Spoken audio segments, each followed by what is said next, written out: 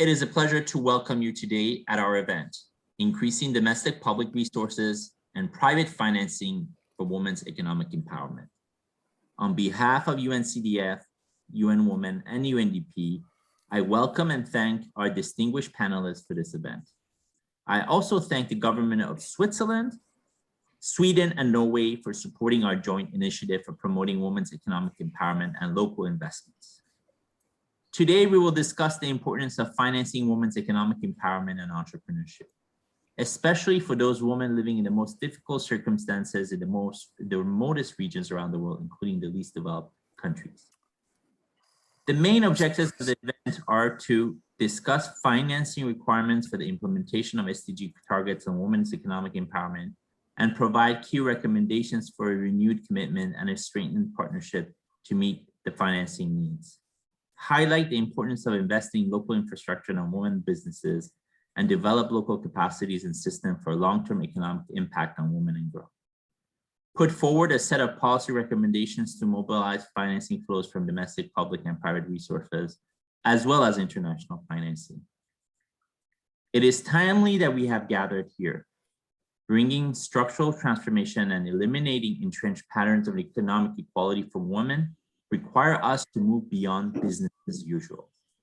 The ambition set by the targets of the 2030 Agenda on Gender Equality can only be met if we come together as partners and increase financial resources to tackle inequality, especially in areas where they're needed most. Adequate financing and technical support would be required to be local and national systems to address the needs of women and girls, including groups in vulnerability. Governments will need to formulate gender-responsive economic plans and budgets, channel additional resources from central to local governments for timely provision of essential services for women and girls, and support development of approaches for women and girls to hold local governments accountable for accurate and timely distribution of resources. This is particularly important in the aftermath of COVID-19, as local institutions are at the forefront of recovery and response initiatives.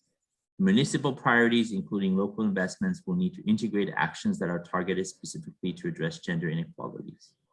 Our work together with UNCDF and UN Women shows that targeted investment deployed with right technical support to the local partners provide an important opportunity to accelerate economic progress and prosper for women and to assess local women businesses build resilience.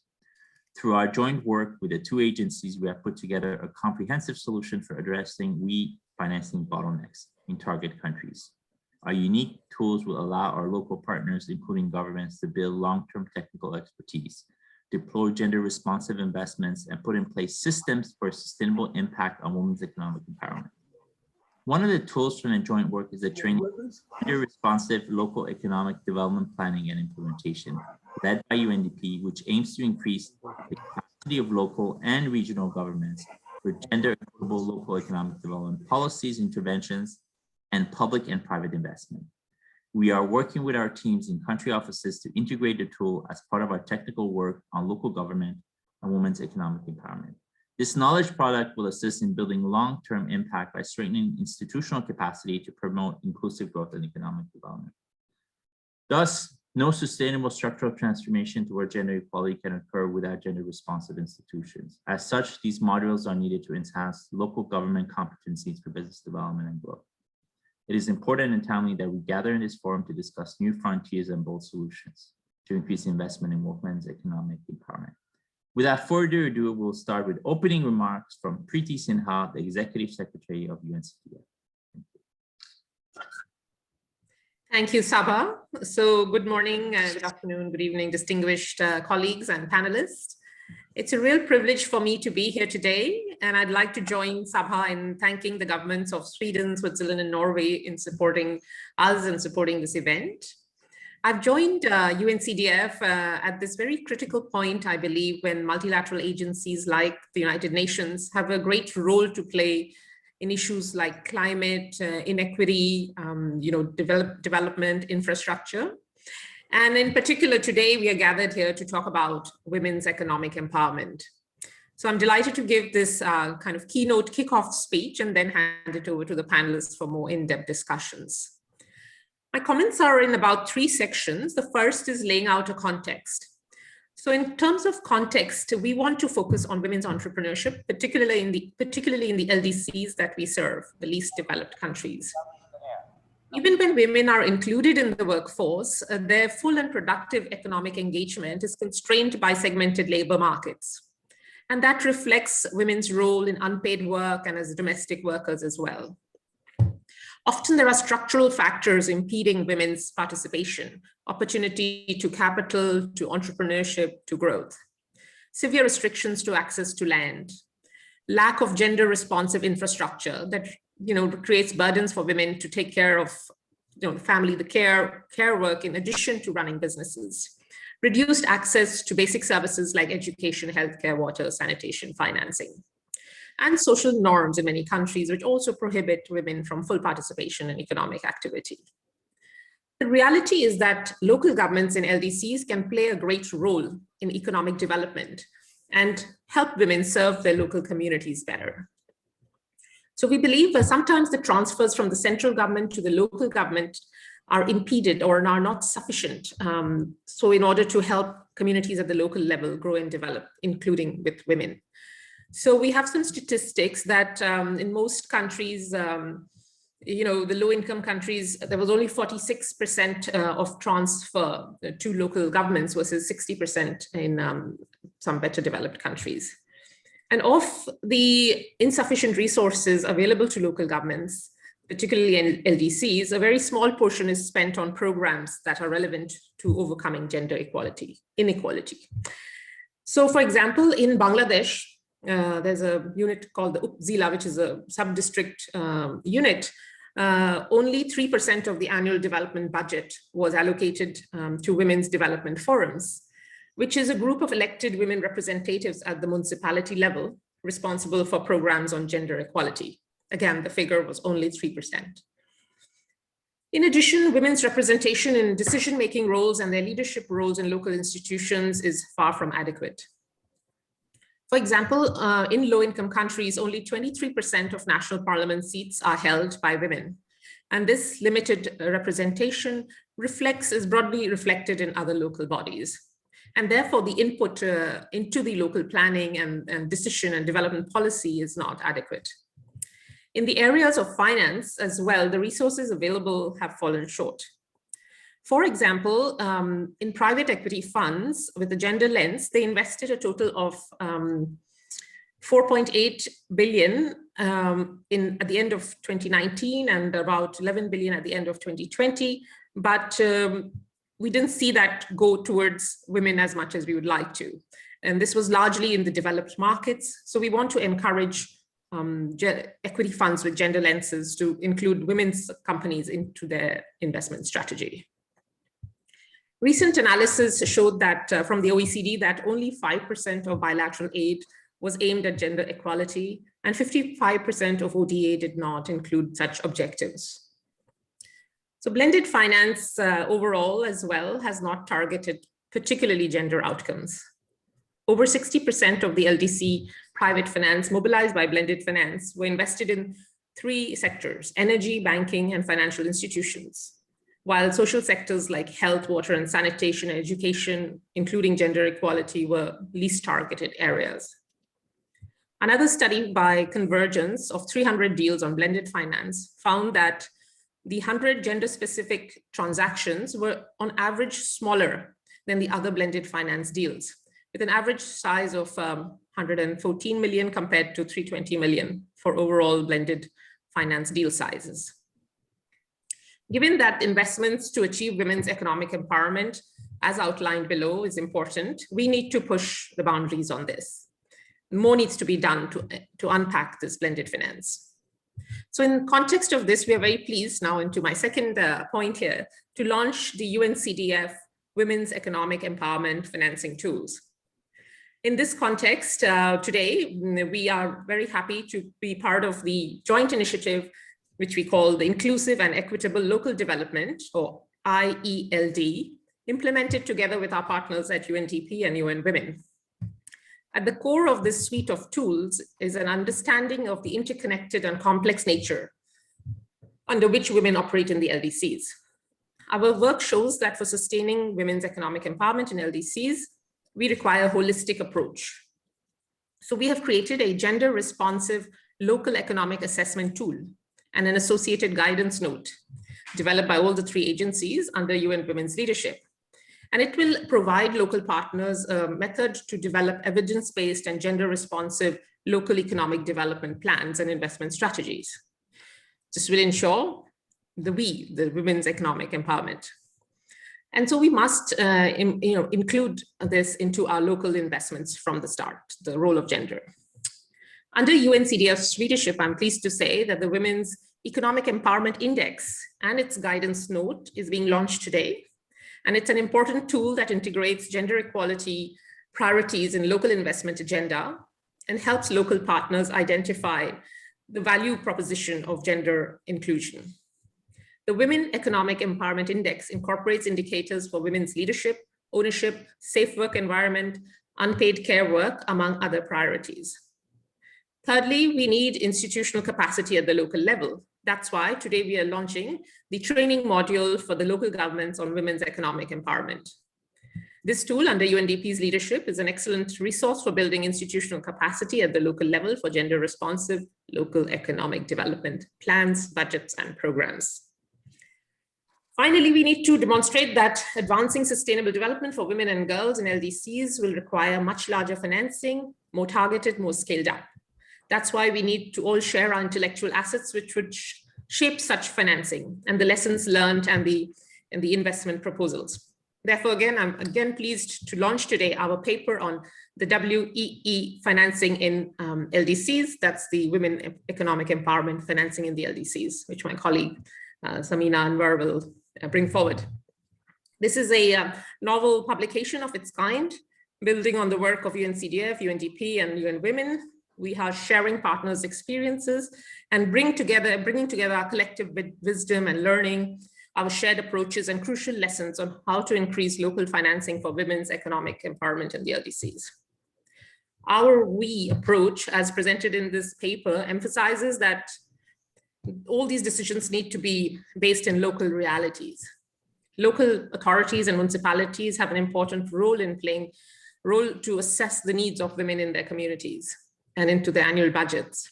Therefore, we personally, CDF, are really keen to be at the center of economic development agenda, particularly at the local and municipal level in the LDCs.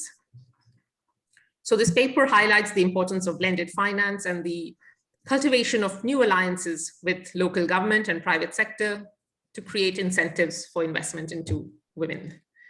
Finally, in terms of COVID and reforming the architecture, on our we work, we are very conscious of the impact of COVID on women. We were just coming from another call with the UN Secretary General Special Advocate Queen Maxima of the Netherlands, and there have been reports, I believe UNDP has a report on women that shows the huge impact, unfortunately, on women due to COVID. So we want to adapt tools which include now more gender responsiveness after COVID, and show that we can develop more resilient and economic recovery plans in developing countries. So this will be a priority for us. I wanted to emphasize the ongoing challenges by COVID-19 is critical, and especially for women and girls in the last mile. For those who've read this year's Financing for Sustainable Development report, you would know that we're talking about a lost decade for development. This is not only COVID specific, but it's because of the existing global financial and policy architecture. So to this effect, today's convening is very important. If we could figure out ways in which women's economic empowerment could overcome these traditional barriers. In this process, we have a significant way to go in reducing entrenched poverty and inequality, catalyzing systemic change and long-term sustainable economic development for the last mile, and staving off this lost decade of development. We don't want that, right? So can we do things now, today, that prevent that from happening? In conclusion, let me emphasize what we need. We need stepped up public and private financing for scaling up local women's economic empowerment initiatives and for a long-term sustainable impact on the lives of women in these economies. We need women at the forefront of economic decisions and policies. And we need concrete actions with attached financing in local development plans for a meaningful impact. Business as usual, will not bring the desired impact for women living under such difficult circumstances. Once again, distinguished panelists, ladies and gentlemen, thank you, and I look forward to a great convening ahead. Thanks.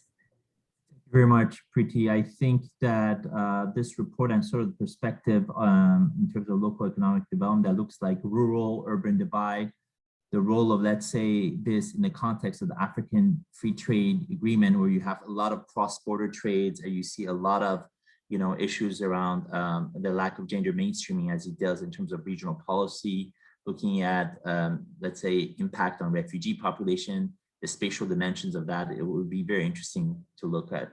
The Honorable Mayor Haji Sule Kala is having some trouble logging in, coming from Niger. So I now give the floor to Emily Reyes, convener of the Women's Working Group on Financing for Development and Program Director at Gender, Equity, Citizenship, Work and Family.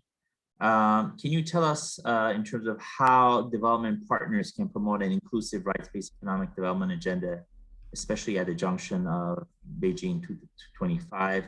And what kind of challenges do you see for channeling development finance for priority related to gender in general and women's economic empowerment in particular? Thank you. Yes, thank you so much for this invitation, and very much welcoming the new report for strengthening the local capacities. I think this is really needed, especially now where we, from the Women's Working Group on Financing for Development and the feminist movement within the discussions of economic justice, we are definitely considering that now we are living in a time of a crisis of the multilateral sphere. We lack the economic financial architecture to really support governments in the endeavors to face the multi-layered crisis that we are seeing now. So definitely at this moment, strengthening the local capacities is crucial. But however, I wanted to just go into this bigger scope into why, from a feminist perspective, we are thinking that all of those systemic elements that were mentioning before by Ms. Sinha are very much needed to really emphasize how the good efforts on the local ground can be expanded. First of all, we think that it is very sad that within this context of the FFD Forum, we couldn't achieve consensus to any meaningful action that is really addressing the global crisis that we are facing. In the first hand, we were hoping to have a conference, a crisis conference, or what is called, what we are calling for Monterey Plus conference, and that really addresses from the point of view of the UN all of the interlayered elements that are entangled in the situation that we're in. For instance, addressing the issue of illicit financial flows that is really now being discussed in a panel at this moment in the FFD Forum, in which, the discussion, it seems to be around the world is that, for instance, in the SDGs arena, is that we need $3 trillion to eliminate the poverty. However, the discussion of illicit financial flows tells us that in the past 5 years, $8 trillion left from the global south to the global north on illicit financial flows, especially from tax avoidance and tax abuse from global corporations. So the money is there. It's not true that there is no money, and we just think that there is a deviation of the focus from the real solutions to just really patching things up as we go along, and so that is very sad from our point of view. On the other end, of course, what we think is that we need to broaden the fiscal space at the national level and local level to really give account for all of the funding that gender equality, human rights, environmental integrity are needing. But then, given that we don't have this system, international system that is really addressing the problems, for instance, as I was mentioning, on the one hand, tackling illicit financial flows and really going to promoting the type of progressive taxation and redistributive justice that we need. Therefore, at the national level, of course, it's very difficult to broaden the fiscal space by means of progressive taxation. Why? Because it's not feasible that only one country deals with that. You cannot say, oh, I'm gonna start taxing wealth or financial flows or income if then there is a threat from the private sector or the foreign investment that says, okay, then I'm going to move or shift my investment somewhere else. So this is why we really need to tackle these issues at the global level. And gender equality, I think, is the crucial point of analyzing why we need systemic issues being addressed in structural reforms, because women are subsidizing the economy. We've known this all along. We've known that by means of unpaid domestic and care work, women subsidize the economy by producing 60% of the value that circulates in the world. Just last year, the estimations of the multi-billionaires generating new wealth, we had very striking figures. We know that they raised their profits by 10.2 trillion last year. But this is just to compare this 10.2 trillion with the 10.8 trillion generated by means of unpaid domestic and care work the very last year as well. Oxfam is giving us estimated figures. So this means that the bottom of this value generated by women is really going into this concentration of wealth in those that are profiting from the pandemic. So this is really at the bottom of what we are saying, that gender inequalities are not a local issue, are not a national issue. This is a systemic and macro issue that needs to be addressed at this point. And what we're seeing in the financial the forums is that gender is only addressed like, yes, you go ahead and do some work at the national or local level to address with issues of violence against women or micro lending, whilst we know that if the challenge is macro, we cannot bring micro solutions to a macro problem. And the Beijing Platform for Action already stated that without addressing the macro issues, we cannot really solve the problems that women are facing all around the world. And so this is one point of entry that we really need to go there. And so when we are also posing to the discussion on why funding is not reaching women and or why the funding is not achieving the targets on addressing gender equality, let me just say this, that we are living in the era where most resources allocated to gender equality and women's empowerment has been allocated in the history of humanity. Right? And yet, from the point of view of gender responsive budgeting, we know that no country in the world has gone above 1% of their national budgets in allocating to expenditure for women gender equality. And that means that the 99% of the budget is either reproducing inequalities or deepening gender inequalities. Now that we have the climate change challenge, we know that all of this bet on transitioning fundings for a just transition of the forced labor or the work labor, it's really striking that the sectors in which climate change has been produced by carbon emissions have been sectors mainly dominated by men. That is infrastructure, agriculture at large scale, transportation, etc. Of course, energy. And we know that now when we're shifting towards a just transition, there will be investment in all of those sectors in which men are allocated, meaning there will be more employment, more access to technologies, more access to new knowledge for men. And we know as well that women on the bottom are suffering the differentiated effects of climate change, suffering the bigger impacts due to the differentiating inequalities, and then they will be excluded in this just transition if we don't really mainstream gender equality in a broader lens, not really limited to the notion of women's empowerment or resilience. Those concepts at this moment, from my feminist point of view, are insulting.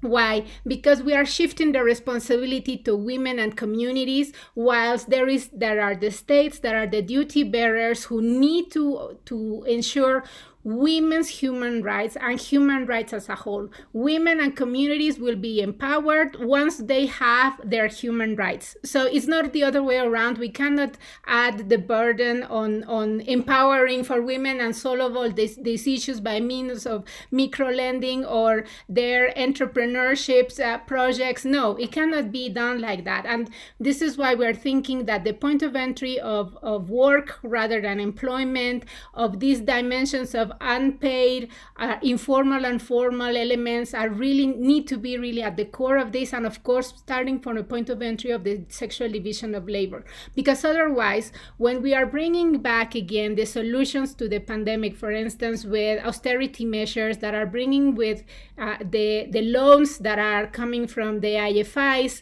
then what we know is that for decades, austerity measures have been relying on women to be the shock absorbers of all of the crises. We know that austerity measures mean that there is a cut in the social expenditure, and meaning that women will have to undertake even more the pressure of responding to climate change, plus the lack of the health services, social services, education services, and on.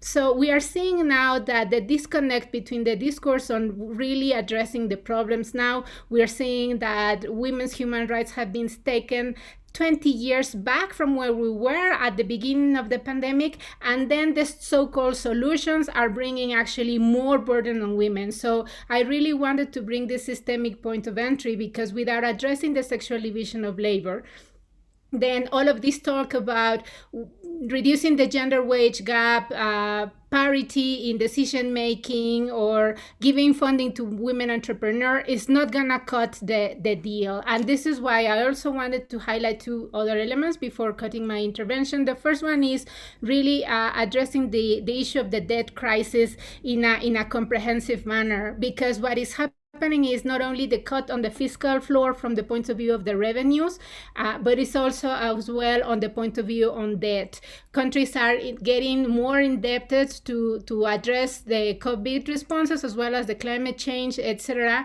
And so in this regard, the challenge of debt is really that countries are now spending from the 25th to even 80% of their national budgets to debt services. So this is really absolutely insane. And on the other hand, this is why I wanted to address the other issue, just to close my remarks, is about what is the role of the private sector, because all of this funding, private funding, blended finance, we are really thinking that at this point that we need to really engage into a concrete regulation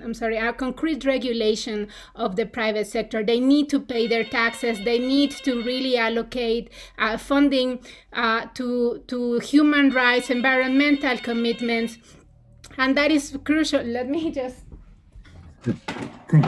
deal with the noise in the background, because at this moment, for instance, with the discussion on the vaccines, it is precisely at the core of the private interest why we are not having an overall distribution of vaccines, because at the WTO there is an insulting conversation about not waiving the TRIPS, the intellectual property rights for vaccines and medical solutions. And this is precisely the issue, that we are giving the profits, the privilege within this whole discussion, and we are not really targeting what are needed at the most basic level for communities. And to be honest, we support the discussion of this is a genocide. This is really a genocide, basing profiting, putting those at the front before community safety. And we know that women are carrying all the burden. So I'm just posing some elements here, because we really need to also regulate with an ex-ante evaluation all of the PPPs and all of the projects in which private sector is involved, before thinking that the private funding is going to come and solve the problems that the state and the global community has not been able to address, due by lack of willingness or really by submission to the biggest profits in the market. Thank you so much. Thank you very much. I mean, you highlighted four very important points, I think, and a very important framing in terms of how we're locked in these social technological systems that very much are leading us to one trajectory and more. And this, we have had the financial crisis of 2008, We've had the COVID crisis, a health crisis that revealed the systemic risk that we face. And specifically, you know, as we're looking at the role of a woman, we're looking at, as you say, divisional labor, sexual divisional labor at the firm level, at the government level. We have all of these structural barriers. I think the key question is, what is the strategy to try to address this? You know, when you deal with systems, does it break, or do you we create an emergent system? Just knowing from some of the pioneering social businesses and the pioneering sort of businesses, this is something they also highlight. They said, I'm doing what I'm doing, but how do we deal with the unpaid care issue? How do we deal with all of these other structural barriers? Part of it is my responsibility, part of the responsibility, a collective, but absolutely, I think these points are quite crucial and important. That segue nicely to Jessica Espinoza, who's a global gender finance lead at DEG, German Development Finance Institution, and the chair of the 2G Challenge. It'll be important to get your perspective in terms of how you see the role of the private sector and how it can deploy more financing to promote gender equitable development in the areas that's needed most. Thank you. Thank you very much for having me. Hi, everyone.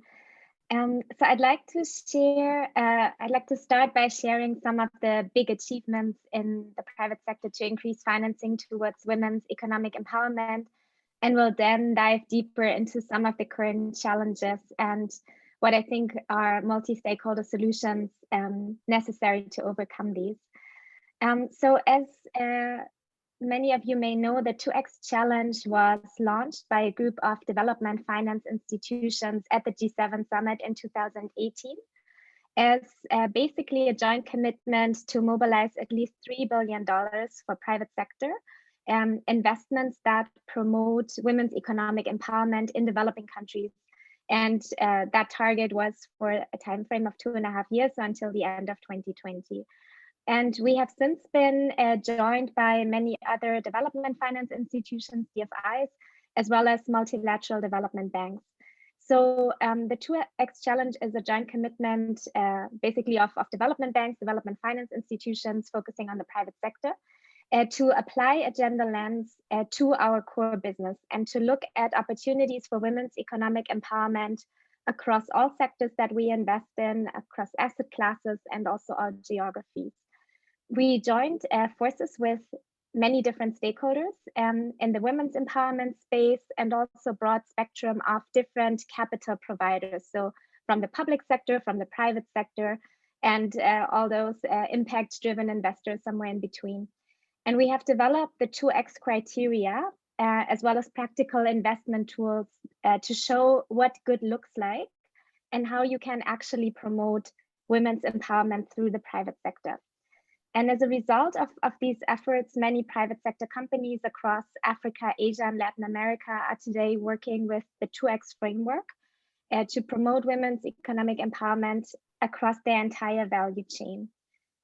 We have since significantly overachieved our original target and will announce the next multi-billion-dollar target at the upcoming G7 summit in June, and will then also share more insights about the exact investment achievements that we have made to date. And building on the success of the 2X Challenge and also seeing the interest from many different actors in the field, we are now launching a 2X industry body called the 2X Collaborative. And we'll make a big announcement about that at the upcoming UN Generation Equality Forum. The goal of the 2X Collaborative is to convene and equip investors to increase the volume and the impact of capital directed towards women's economic empowerment, and to really transform investor cultures and embed gender in all investment frameworks. So the industry body will be essentially a one-stop shop for gender lens investing, bringing together the DFIs, the MDBs, also the public development banks, as well as purely private sector players like fund managers, pension funds, asset managers, financial institutions, and corporates.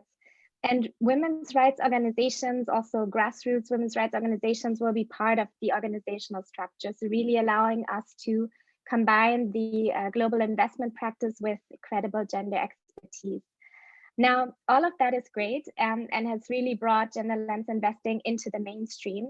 But there are important challenges that we see, and especially like what's something that I've noticed really across the world is that despite these successes, we have really not been able to overcome structural barriers towards greater equality, and also looking at broader diversity and inclusion. And especially when we look at it from an intersectional perspective, as well as the areas where it is most needed. There is still too little capital flowing towards investments that benefit women and girls in emerging markets. We know that the finance gap for women-owned micro, small, and medium businesses in emerging markets still accounts for $1.7 trillion. So that's a huge number. And the investment gap for women entrepreneurs is also huge. So female founders only receive 2% of venture capital dollars, for example, although we know that these businesses are just as successful. So it's really due to structural barriers and gender bias. And now what's remarkable is that across Africa, Asia, and Latin America, there are significant and there's really a growing number of new pioneer funds with an explicit gender lens strategy, which have very promising business models that empower local women along the entire value chain. So as entrepreneurs, as leaders in quality employment, in the supply chain, through products and services that empower women and girls, and in the community. And it is a paradox that these pioneer fund managers, and most of them are in fact local women, they have developed exactly the kind of solution that gender lens investors are calling for. But because of structural barriers, these women-led pioneer funds are not attracting the kind of funding that is necessary. And that is because their approach is so innovative and so new, because they're really providing solutions that women in local communities want and need, that these approaches do not tick the traditional boxes of investors and even of development finance institutions. And that's because they are typically perceived as first-time fund managers, because they are new, working with this particular strategy and with that particular team composition. And they have tend to have non-conventional track records. So not the same kind of track records that men in the industry have had for centuries or decades. And therefore, these women investors or these fund managers are perceived as higher risk. And that makes it very difficult for most institutional investors to invest into their vehicles, which in turn provide the kind of financing that is needed in communities and on the ground. This is a major challenge that we're currently trying to address, and where I think we really need more innovative partnerships and multi-stakeholder collaboration. Because these pioneer fund managers, and there are many of them across all geographies, they are spearheading exactly the kind of solution that we need for a COVID recovery, for a gender equitable, inclusive and sustainable recovery. This is where partnerships between the public sector and the private sector are critical for success. There's a strong case for innovative blended finance, as has been mentioned, to pave the way for new solutions for women's economic empowerment that can be scaled.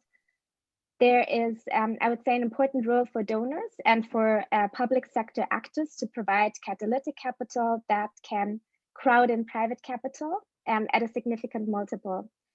And this would really be a breakthrough in gender lens investing and a game changer for the empowerment of women and girls, especially in those areas where it is needed the most. I think it is also worth pointing out that we all, and that's really across the public and private sector everywhere, we love celebrating large volumes and big numbers. But this creates often a disconnect and a disincentive to focus on last mile markets and the areas that need financing the most, because these areas of women's empowerment need smaller volumes. The potential is huge when you add it all up. So in total, it's a $1 trillion opportunity. But every single investment tends to need smaller amounts. And these crucial types of investments at the local level will not get the necessary attention when it's volumes that get all the recognition rather than depth of impact. I'd like to close with one more example of blended finance and innovation and kind of where I see the way forward. And that also illustrates the opportunity of partnership and collaboration. At DG, so the German Development Finance Institution, we are currently spearheading a new instrument of impact-linked finance with a financial institution in Latin America. And they are essentially transforming their entire business model to place women's economic empowerment at the core of their entire strategy and culture. And as an incentive in this transition phase in the first few years, they get a financial premium for evidence-based outcomes and impact metrics that they achieve. So in the past, financial incentives and these type of grants have often been paid based on the promise of impact. And so basically, they have been paid for the incurrence of cost. But with this new instrument, the premium is only paid, the grant is only paid once there's demonstrated impact. So you have a completely different incentivization. And this can help to really transform entire business models and make sure that women and girls and their empowerment is at the core of the entire strategy. And with that, I'd like to pass it back over to you. Thank you very much. I think these interventions will really also work well if they benefit from critical policy and programmatic levers that are added, the ones that UN Women and others. I mean, one of the things we see is, you know, mentorship, networking, all these are very important levers, but looking at how you can, as we talked about, obstacle to childcare, unpaid care, obtaining proper identification documents, working with municipalities and local authorities in terms of access to social protection and healthcare. We actually, one of the things we also would like the private sector to do is to advocate that the people at the lowest rung of the economic ladder, also, and especially women, benefit from, you know, in many of these countries, the pension system and the social security system benefits those who have the most. So I think there's a way one can blend these kinds of programs in a way that also has the kind of holistic perspective we want to do.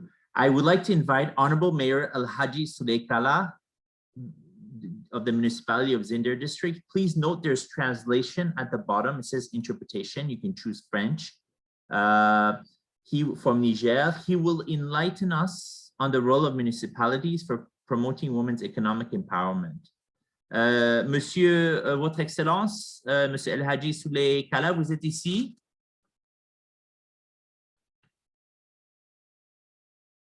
Allô? On ne vous entend pas. Vous pouvez mettre votre mute un moment. Merci, ça marche très bien, monsieur. Merci. Et je me présente, monsieur El Hadji Suley Kala, maire de la commune 1 des Anders, Niger. Cette ville est située à environ 900 km à l'est de Niamey. Je suis à ce poste depuis le 28 juin 2011, date d'installation du conseil communal de la ville des Anders, et ce dernier compte 23 membres. De la situation socio-économique de la commune. La commune compte une population estimée à 84 610 habitants, dont 42 633 hommes et 41 977 femmes en 2012, répartis sur une superficie de 83,35 km. Les principales activités du secteur primaire de la ville des Anders sont l'agriculture et l'élevage. Tous deux menacés par les effets négatifs du changement climatique et les mauvaises pratiques de production. Et la pandémie du Covid-19 a bouleversé les tissus économiques et accentué la pauvreté des populations.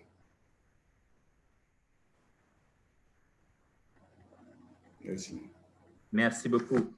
Thank you very much. We're very honored to have you, de vous avoir parlé ici venant du Niger.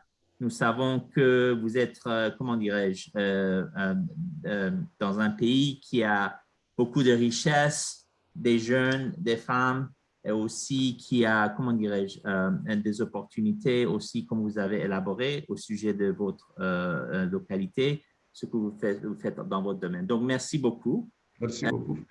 I will now go to the last speaker of the panel, Paul Martin, who is a regional technical advisor at UNCDF, to share with us the case of Cambodia on setting up an innovative financing mechanism in terms of a credit guarantee in the context of COVID-19, and highlight examples of solutions that meet the needs of SMEs.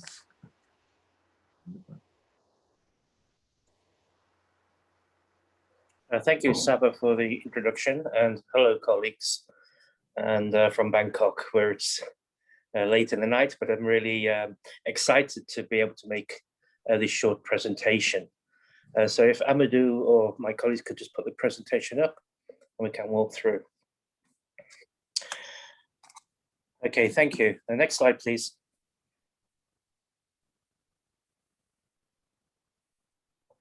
Okay, this project I'm going to introduce is a very, very good example of 3 UN agencies coming together and coalescing around a COVID-19 issue, which is specifically impacting women, their households, and their livelihoods.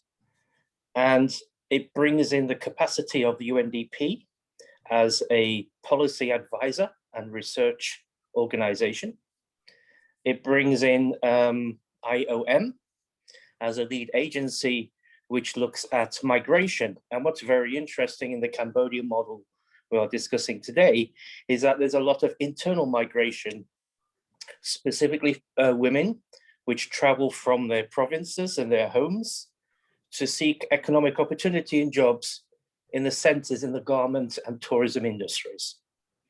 And the third agency is UNCDF, where we brought our financial competence into play to help develop a credit guarantee scheme with the government of Cambodia, which, as picking up on Priti's point earlier, is really shaped up public sector capital to support women in COVID response and also women entrepreneurship for COVID recovery. As you can see, the program has 3 basically outputs area. So output 3 is the actual credit guarantee scheme, which will be launched next month. The first guarantees will be going out. Another output of output 1 is really about the operational design and the rollout. And there's a lot of research under that component, which is being taken up by UNDP, which really examines the role of women in entrepreneurship in terms of economic growth and diversification of the economy in Cambodia. One of the lessons which UNCDF learned and analyzed for the COVID issue was that we found that a lot of countries which were implementing export-oriented models of growth, such as Cambodia and Thailand, were really, really hit very, very hard when compared to countries which had more of a balanced growth model, which also relied on domestic industries and value chains internally to the country and to the region. So in output 1, there's a lot of work being done at the moment by UNDP on the policy side and the research side. And this is being backed up by IOM at the local government development side. So they're working with communities who have had to migrate for jobs and who have to return back home now because those jobs are no longer there. Next slide, please. This is the actual layout of the project itself. CDF looked at the operational support for the credit guarantee, UNDP policy support, beneficiary support, which is a women is the IOM, and we have technical peer support being provided by IFAD and ADB. And this has really given us a rapid start for the CGCC. It provides an integrated TAE approach. So we take this holistic picture of looking at supporting women's empowerment through not only financial tools, but also through policy, research, and hands-on beneficiary training. This, we hope, will develop a regional knowledge base which will be extended to neighboring countries, and shared with neighboring credit guarantee schemes. And it's also developing a very strong network in terms of credit guarantees in the Asia region. And these partnerships going off all over the place between these credit guarantee organizations, like in Cambodia, Thailand, Bangladesh, really to own in how credit guarantees can better support women and women entrepreneurship going forward. Next slide, please. This is a model, a very simple model. Basically, the Ministry of Finance are financing and capitalizing the credit guarantee system, and they've committed $200 million to the budget of the credit guarantee. The credit guarantees work with the domestic participating financial institutions, and they are providing 50% coverage of all loans given out, new loans given out by the domestic PFIs. And of course, that just goes directly to the borrowers. In the case of the COVID model, which is very, very interesting, the first phase of the credit guarantee framework and policy will support existing SMEs in the garment sector and also in the tourism sector to retain productive capacity. If we consider that 85% to 90% of the workforce in these two sectors are women, you can understand that the credit guarantee system is actually supporting the hardship women are facing in Cambodia today, as they've been laid off and furloughed in their jobs. Another critical feature of this support will be that we've also found that in Cambodia alone, a majority of all household debt is owned by women, not men. And of course, without regular income, these loans are actually defaulting, and a lot of families are losing their assets, homes, as they laid it out for collateral in the first place. And they maybe took up a loan for a small motorbike to be able to get to the workplace. And now they're facing basically loss of houses and things like this because the money's not there. So through the credit guarantee system, the initial tranche money will go to the SMEs, which will allow them to pay salaries for these laid off workers, which then will allow them to continue and remove the hardship of indebtedness and other things. The second phase of the program, which will be kicking in 2022, will support the establishment of new businesses and structural transformation of the economy, which will lessen the need for the export orientation model. So like some of our colleagues have said, it will be looking at investing in value chains, but really supporting women's entrepreneurship through investment windows, which are being developed by the PFIs at the moment with the assistance of UNDP research and policy support. CDF are working on the standard operating procedures and operationalization of the credit guarantee facility, which will also ensure that women's entrepreneurship will be a feature of the second round of grants directly. As I said, there's a 200 million cap on the credit guarantee system, which is financed through public sector budget. And a rough estimate, the initial leverage ratio, which we are aiming for, is 4 to 1 on the 200 million, climbing in the second phase to 7 to 1. So I won't do the maths, but you can imagine it's going to go to quite a sizable investment as the process moves forward and matures. And the next slide, please. Okay, this is just really an explanation of the trickle-down impacts of phase one. And this is all about COVID response, not recovery response. And basically it's on the left-hand side, it gives you the lists of the activities. So it's going to retain productive capacity in garments and tourism specifically, extend domestic credit lines to these companies, support low-skilled women to keep receiving salaries. And that's going to have three characteristics. It's going to support household debt repayments. It's going to ensure that finance is made available from the public sector budget to make 50% of the salary payments. And it's also to ensure that companies remain in a productive manner so it actually has got a longer term effect of actually supporting jobs in the longer term. Next slide, please. This is the most interesting thing about the credit guarantee, which will be the phase 2. And this is what we are working on, all 3 UN agencies. It's basically going to support the government's recovery model, which is all about structural transformation, reducing the reliance on exports and export-orientated businesses and value chains. It's going to create new financial products for women's startups specifically, and especially to invest in specific sectors of the economy, which we are looking at the moment for potential growth areas. So there's 5 characteristics that are there. Finance will be made available to growth sectors, so natural finance will not be wasted. Financial products for women. The credit guarantees will be offered individually to the borrower, not through the IFIs in the maturity stage.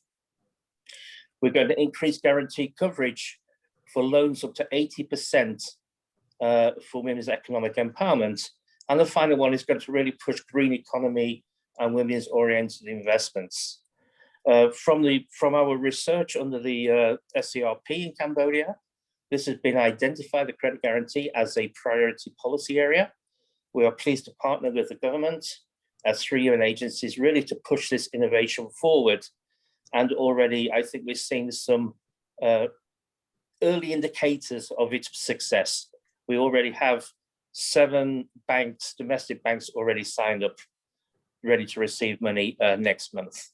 Next slide, please. Okay, that's the end of my presentation. Sorry for rushing, but I hope it's been informative. Thank you very much. Thank you very much. I mean, guarantee schemes are basically an instrument that has not a bit of an orphan in the toolbox. You know, you have in terms of the tool of development finance, and I think it's one that should be very much leveraged. And for the UN to do that, I think is a good opportunity. I would like to go back to the Honorable Mayor Alhaji Sula Kala, the mayor of Zinder, to ask him some question. His intervention was cut short, I think, because of the sort of the communication. Your Excellency, if you're there, vous êtes là-bas, Votre Excellence? Je voulais demander une question. What particular challenges you encounter and what kinds of solution you promote around economic development targeting women in your municipality? Dans votre municipalité, quelles sont les mesures que vous menez en main? Et tous les PDC intègrent les genres.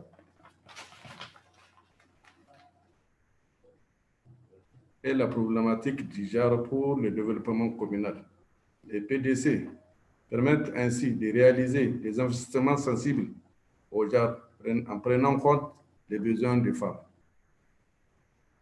Les femmes sont généralement victimes de violences conjugales et bien d'autres types de violences.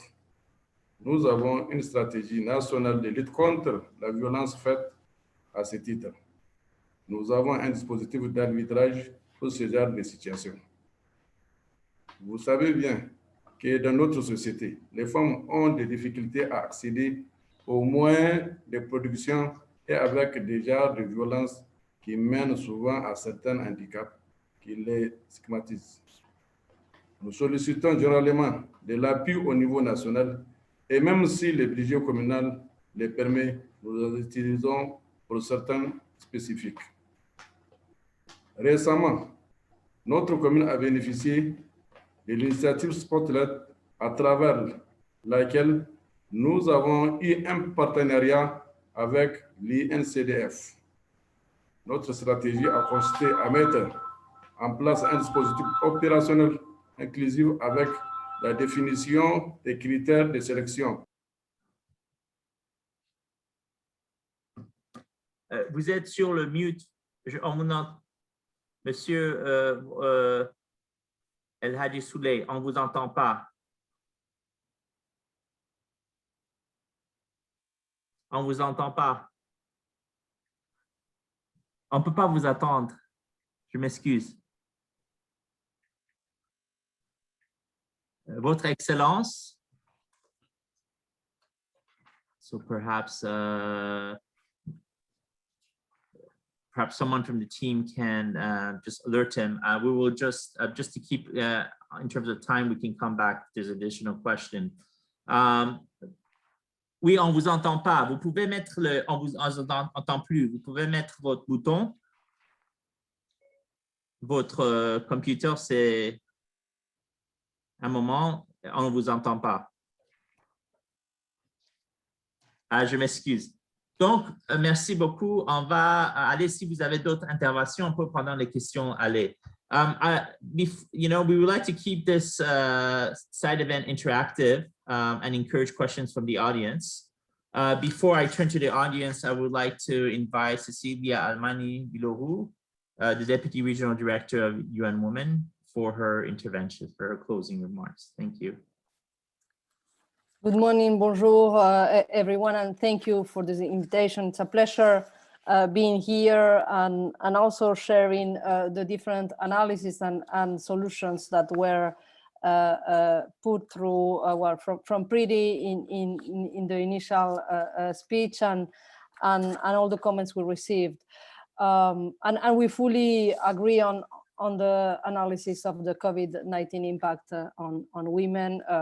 Last year was supposed to be the 25th anniversary of Beijing and a moment really to push forward as a key milestone for gender equality. Instead, here we are 1 year later trying to understand how to really boost all these recovery strategies that we are seeing and supporting in different ways across the world.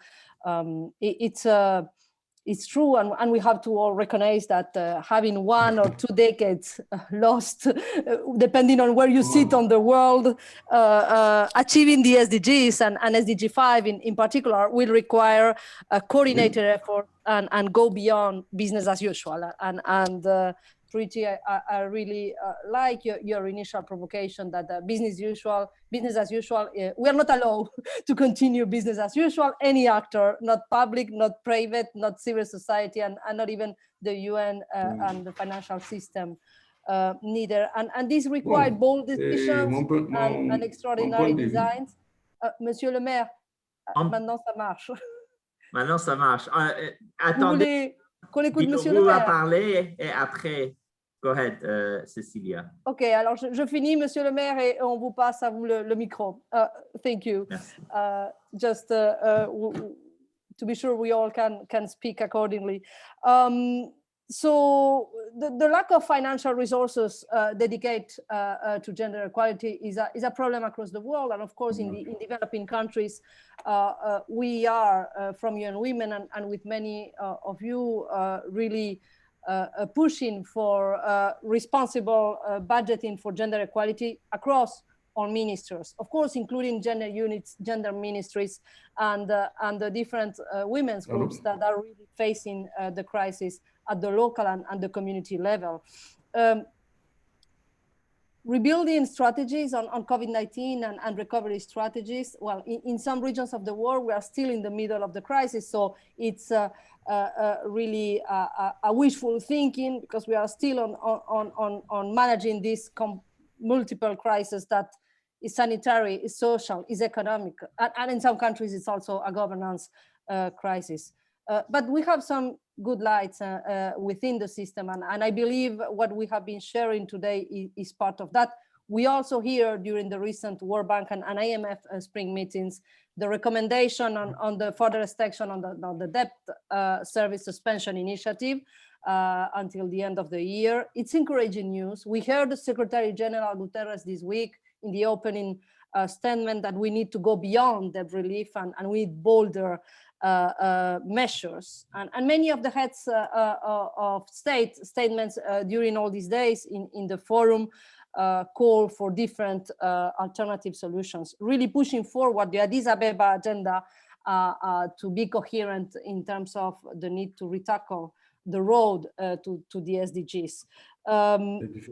We also hear several countries this week calling for financing mechanisms to support middle-income countries from all the regions and to really go beyond the traditional income categories to tackle this crisis and to define innovative funding mechanism for recovery.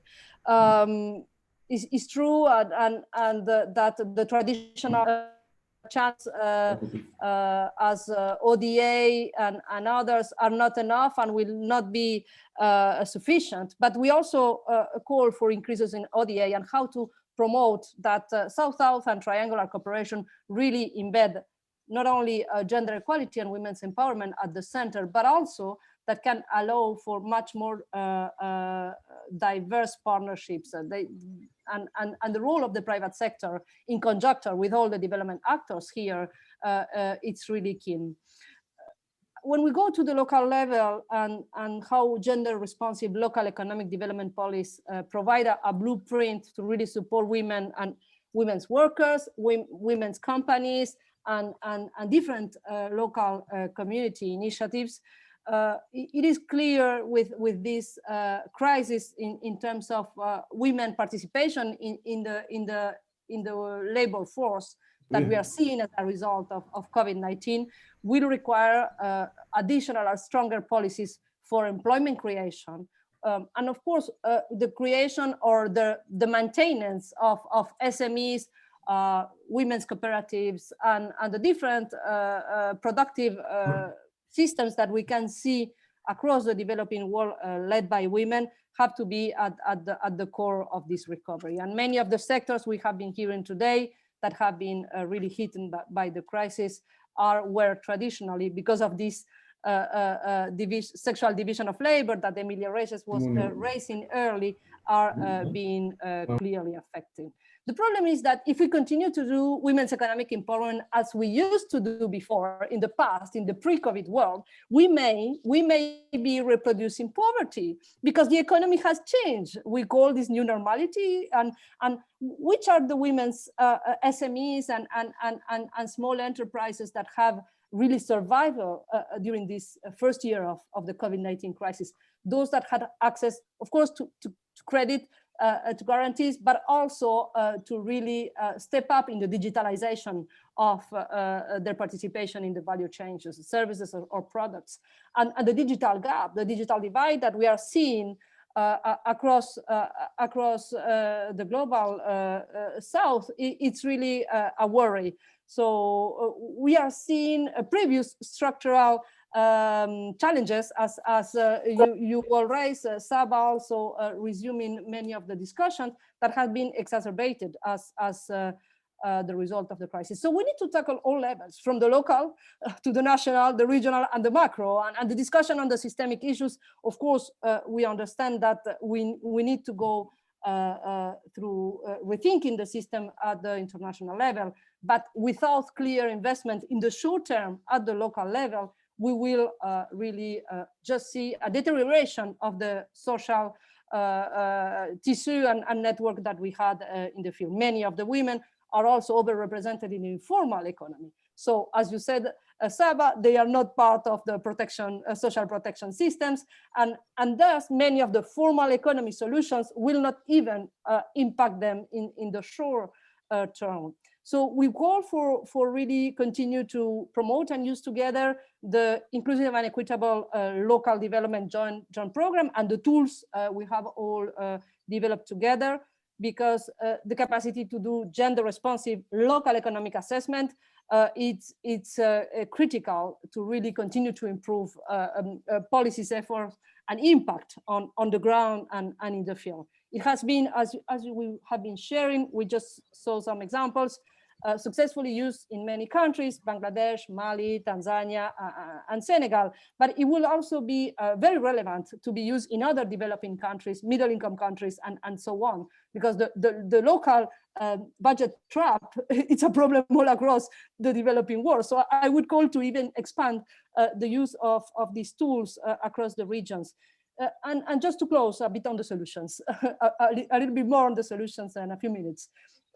A few weeks ago, we just launched, I have this back here, the Generation Equality Forum.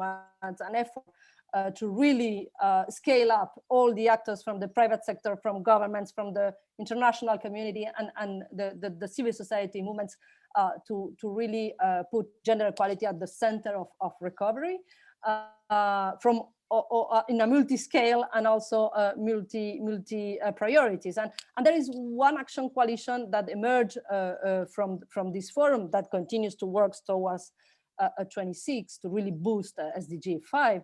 That is an economic and justice and rights action coalition that put many of these priorities as a joint vision by all actors. And our programmatic work on UN Women across the world also really sustained these proposals. First of all, that we need to design and implement gender responsive macroeconomics plans and tax reforms and stimulus package that really put women's empowerment at the center and not just as a makeup at the end of some of few actions.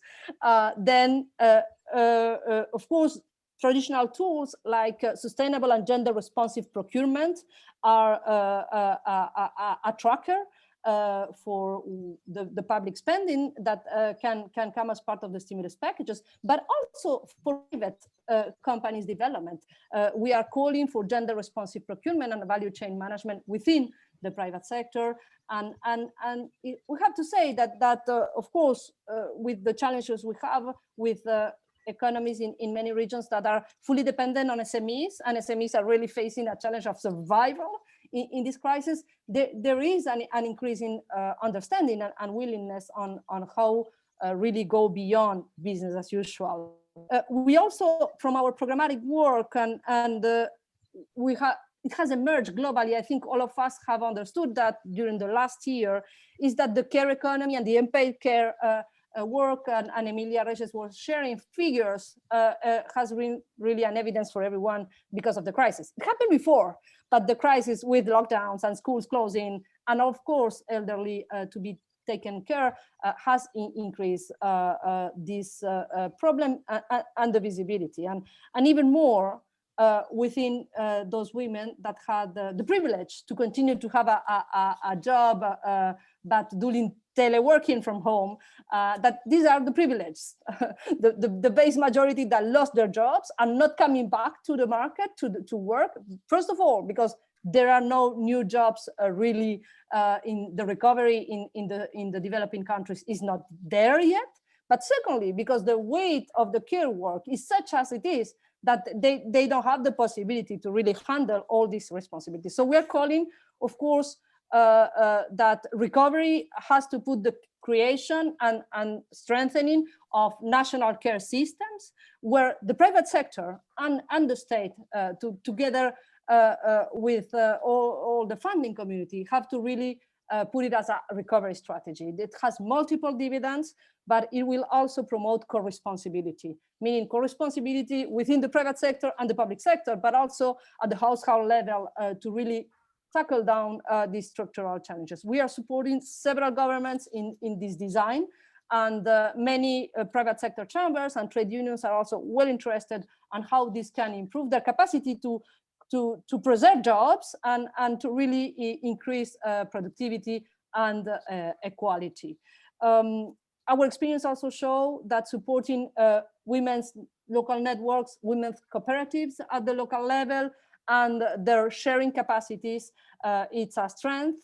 We are calling, of course, that this leading work on women economic empowerment and care at the community level has to be supported and promoted, and that ensure that the contributions of all these organizations are counted as part of the economy, but that they are also receiving different kinds of support and funding. It's true, and we know that's part of the impact of this crisis. Many women's groups, women's organizations at the community and the local level are closing doors, because also those women, many do activist work, and they have additional care burden at home and losing jobs, and then all the local network and the solidarity community level, it's being deteriorated. And here again, the private sector has a role to play in the communities where it is inserted, not only vis-a-vis their workers, but also the environment. last but not least, we truly believe that we have to continue to explore innovative and alternative funding mechanism. And I want to say a few words here and closing. We are exploring from UN Women how innovative finance instruments such as gender bonds within the existing financial envelopes to not increase indebtedness can be used. Also how to ensure that gender markers are part on the green and the SDGs bonds and multilateral loans. And we truly believe that if we want to go beyond business as usual, recovery should really embed not only the sustainable recovery in terms of potential new green taxes or incentives, but those at the same time can be funding these care systems and care infrastructure that is needed to really overlap the structural inequalities that we face. I'm closing here and thank you for your patience, and we can continue with the mayor. Sorry for that. No, but thank you for this tour de force of all the comprehensive in terms of the issues. I don't know, le maire, vous êtes là? On peut,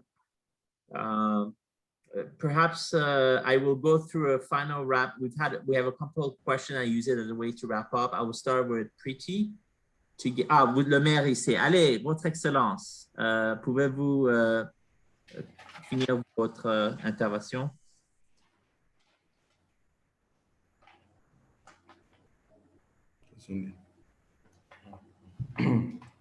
Donc, les défis financiers, il y en a une faible capacité de mobilisation des ressources internes et externes dans un contexte d'économie informelle et mal structurée, un incivisme fiscal et une assiette fiscale très faible.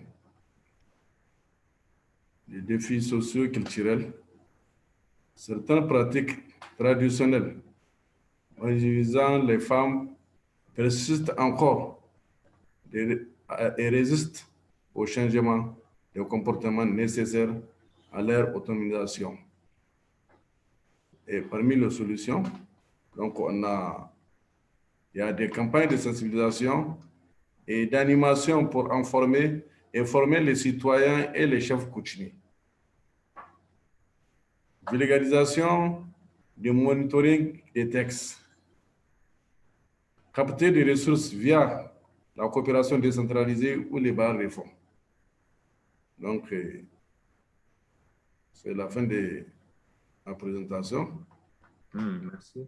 Je vous remercie de votre aimable attention. Merci beaucoup, El Hadji Sula. Thank you very much. We have two questions, and it's a way for us to, given the time constraints, we'll just do a wrap up and use some of the questions that have been asked. This first one is for Preeti. How do you promote the WE index tools among agencies? What is the rollout strategy for the WE index tool? Okay, actually, Saba, I wanted to use my time a little bit to give okay, perfect. And then Samina can comment on this question. So what I want to encourage is the world today also has some women investors, right? So what I want to do is tap the potential of women investors to help invest in women businesses. So in that context, just wanted to highlight, we've signed a partnership at UNCDF with 100 Women in Finance. And this is a group of 20,000 women professionals in finance across the world. And let's say a particular angle of this partnership is to help women in finance in Africa get highlighted, get access to mentorship, and then get part of the global network. And we feel through that there'll be a trickle-down effect onto women entrepreneurs on the ground. So I think one of our strategies with my gender focal points at UNCDF would be to track who are the investors in women, and if there are women investors, also engage them further. Thanks. And I don't know if Samina would like to answer the question. Yes, Samina. Sure. On the tools that we are just launched, Asim and others who are interested in, we are going to be launching through the country offices as well, through the 3 agency work. but those will also be widely shared with our partners, especially in the countries that we are engaged in. So yeah, so the rollout of the tools is ongoing. We'll be in touch with all the country offices colleagues. Thank you. Great, thank you. And there was another question I think addressed for Paul.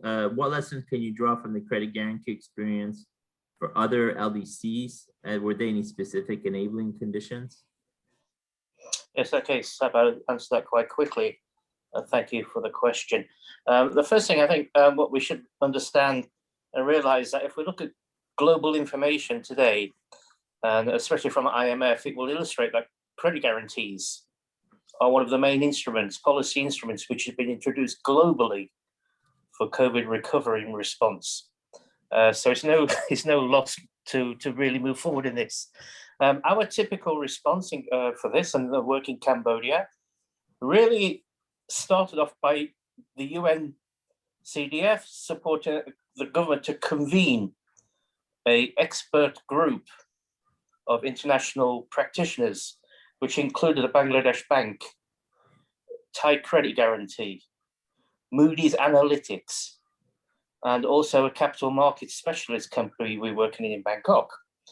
And through the conversations with the government and the banking sector in Cambodia, it basically set the groundwork for the introduction of the credit guarantee. So there's very much a convening exercise which needs to be in place at the start, which brings in the non-traditional actors, such as Moody's, the credit risk experts. From that point, we then rapidly was able to develop the legal and policy frameworks, which were passed into law within 6 weeks. It's amazing how quick it was. And the good thing about it is that we was able to use a knowledge base, taking pieces of information from the credit guarantees who was involved in the initial discussions which we had. So it was the speed at which it was done. And finally, the most important factor, I think, which wrapped it all up, the government actually provided a guarantee of public funds of 200 million. So if we can get these three things all in place, then I think there's not going to be too much difficulty in rolling out systems globally. But I would stress the most important thing, I think, is to convene the first meetings and bring in the sector and experts around credit and risk analysis, banking sector, and also other credit guarantee facilities which are operational in the world. Thank you very much. I'll leave it there. Thank you. And I will go now to Jessica Espinoza in terms of any reflection based on this very rich conversation we've had. Over to Jessica.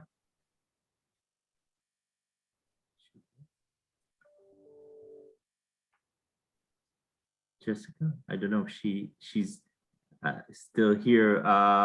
Maybe Emilia Reyes also. I will either Jessica or Emilia. I think maybe they. Yes, thank you so much. I just wanted to wrap up by saying that in my intervention that was very short timed, I just wanted to mention that what I wanted to highlight was the intricacies between the micro, the mezzo, and the macro. So I'd say it's not about dismissing one measure over the other. What I was trying to say is that the efficiency of some measures will be either expanded or reduced depending on the articulation of all these three levels. So indexes and tools like these ones that we are presenting today enhance the relation between the mezzo and the micro, which are really crucial in a time where the macro is not really addressing in the encompassing way that we need the biggest solutions that the world is claiming now. So that is my first statement. The second one is that even though I'm very political and I'm a feminist activist, I'm also a very technical person. So this is why I was emphasizing the need for going back to our principles. For instance, one, mainstreaming gender equality. Your question about how local businesses, middle and small enterprises can include the unpaid domestic and care work dimension, given that this is the macro challenge. Yeah, well, but the macro is the aggregation of the micro. So at every level, we can always include corresponsibility measures with with paternity leave, maternity leaves, with access to social protection, and encouraging the local conversation to local protection at many levels, at national, at state level, municipalities, regional, and of course at global level. And this goes like a machinery, because what is allowed in one level without unlocking the other. So these type of tools in strengthening institutions are very crucial, precisely to unlock these other two levels. And that is why in my technical hat, I can say that human rights, as well, as long as mainstreaming gender equality, are technical tools. Really, these have proven to be enhancing all of the positive outcomes, because we are ensuring in a comprehensive manner that human rights defenders will be protected in their dignity, whilst we are protecting the environment, whilst we are limiting the rapacious extractivist system that we are seeing now, and that is depleting the dignity of our women and poor communities, and those communities that are also suffering from multiple discrimination. And this is why in my activist hat, I also wanted to say that I really encourage UN agencies to go back to women's human rights language, to human rights language as a whole, rather than including women's empowerment. One thing is the private sector, because they don't have a mandate, but the UN does have a mandate. So we expect from all of you to talk in terms of human rights, of women's human rights, to deliver the real mandate that the UN has. And the SDGs should not undermine those bigger agreements by humanitarian law, by human rights instruments that are binding, but also like our political declarations across the UN agencies. So the document of the SDGs in Goal 5 that only states gender equality and women's empowerment should not undermine the technical work that UN agencies are doing. So I really encourage UN agencies to stop promoting the language on women's empowerment that is also shifting the focus of the real solution. I'm not saying women's empowerment is not important. I'm saying, depending on the actor, it is where we need to stand and say, what is my guiding principle? And for UN agencies and states, it has to be women's human rights. It has to be human rights at the forefront of systemic solutions. And the rest of the actors, yes, they will deal in however manner they can, but this is a really strong invitation, because systemic solutions will not go hand in hand if we don't have a GPS focus towards where we really want to be heading in. Thank you so much. Thank you. I mean, to promote real social change requires hard work, as you mentioned. I think it is very critical. What I meant earlier was that we want businesses to be advocates in the same way for social protection, for social action, in the same way they're doing on climate. I mean, this is something I'm not seeing as much on this side. Of course, you also have to change the structures of the way things are worked. But if we're working with investors, impact investor, and otherwise, they should be as much focused on the transactions, but also focus on these other areas, because it's not gonna, it has to work in hand. I think it's important to get the reflection of both Cecilia and Preeti on this, and I think we can be. So over first to Cecilia, and then I will ask Preeti to sort of also have final remarks. Okay, Cecilia. Thank you, Saba. I truly believe that we need to use all the categories and all the actors to be bold on gender equality and women's rights. And of course, it's not only economic right, but it's also social, cultural, and the traditional civic rights that are not still gained all across the world. And even COVID-19 is putting additional pressure in all human rights. Because the way we are dealing with this crisis, it's really changing the way we used to exercise our rights. Even those of us that are privileged and have a job and are the capacity to still have an income in spite of this crisis, we really have to rethink. So the new economy and the new reality need new regulations and new norms, and this is true for the new forms of work and of course the intersection between the care burden on women and what does it mean for the recovery and the generation of work in the formal economy, the transition for the informal economies to the formal economies is not a taken, is not really ensured in the recovery. And then we have these additional problems that we have masses of women that are living in rural areas, indigenous women, and the different communities that are really behind. You know, we are trying to. We have this new summary in the SDGs of the human rights framework that is leaving no one behind, that it's at the core of any human rights framework, that it's really being challenged today. So I would say that we need to be flexible in looking for new solutions and really scaling up all actors that are willing to advance gender equality and women's rights. And in light of also what Preeti was showing, we have been supporting an ecosystem on ethical funding and gender funding, this mainly across Latin America and Europe as a bi-regional initiative that it's really putting a lot of efforts and supporting an ecosystem that is not only led by women's investors, but different investor institutions that are really doing the path. But we also need to really push hard within governments and the international community for the regulations that are needed for the new digital economy. It's really if the gender divide, the digital divide, and the lack of legal frameworks that are really protecting workers' rights and dignity are not coming together with the recovery, it will be very difficult to say that we are building back better. So we have to work on our front. Thank you. And I hope Preeti can close all this thinking. Thank you very much. Preeti, over to you. I would echo a lot of things that Cecilia said, so thank you very much. But just in terms of responding to Amelia, yes, I totally agree with you that it's not just SDG 5, but gender cuts across all the SDGs, whether it's zero poverty, the hunger, education, and unfortunately, perhaps particularly in developing worlds, not equal opportunities are provided to women.